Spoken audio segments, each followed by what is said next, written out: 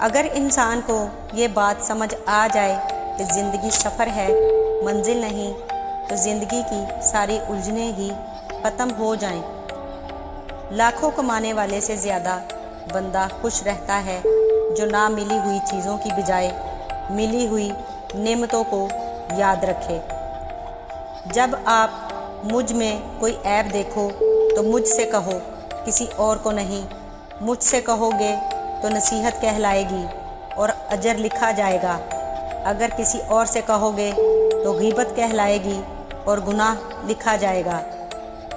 کسی کو اتنا پیار دو کہ گنجائش نہ چھوڑو، اگر وہ پھر بھی تمہارا نہ بن سکے تو اسے چھوڑ دو، کیونکہ وہ محبت کا طلبگار ہی نہیں بلکہ وہ ضرورت کا پجاری ہے۔ اپنا راز دوست سے بھی نہ کہو، خواہ وہ مخلص ہو، کیا خبر ایک دن وہ دشمن بن جائے۔ اس طرح ہر وہ تکلیف جو تم دشمن کو پہنچا سکتے ہو نہ پہنچاؤ، شاید یہی دشمن ایک دن تمہارا دوست بن جائے۔ میں رب سے ڈرتا ہوں اور رب کے بعد اس شخص سے ڈرتا ہوں جو رب سے نہیں ڈرتا۔ عقل مند اور بیوقوفوں میں کچھ نہ کچھ عیب ضرور ہوتا ہے۔ عقل مند اپنے عیب خود دیکھ لیتا ہے اور بیوقوفوں کے عیب دنیا دیکھتی ہے۔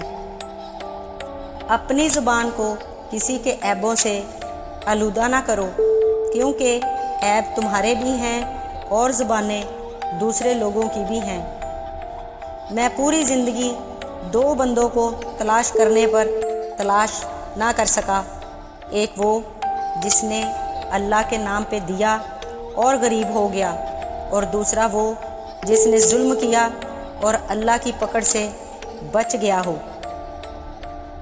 آپ کے اخلاق کی قدر بھی وہ لوگ کریں گے جب آپ کے پاس دولت اور طاقت ہو۔ غریب کتنا ہی خوش اخلاق ہو، لوگ اس کے اخلاق کو اس کی مجبوری سمجھ لیتے ہیں۔ چیزیں ٹوٹ کر بیکار ہو جاتی ہیں، مگر دل ٹوٹ کر نایاب ہو جاتا ہے، کیونکہ دل ٹوٹنے سے انسان اپنے اللہ کے اور قریب ہو جاتا ہے۔ احساس یہ ہے دوسروں کی تکلیف کو اپنی تکلیف سمجھنا۔ اگر تم چاہتے ہو تمہارا نام باقی رہے تو اپنے بچے کو اچھے اخلاق سکھاؤ۔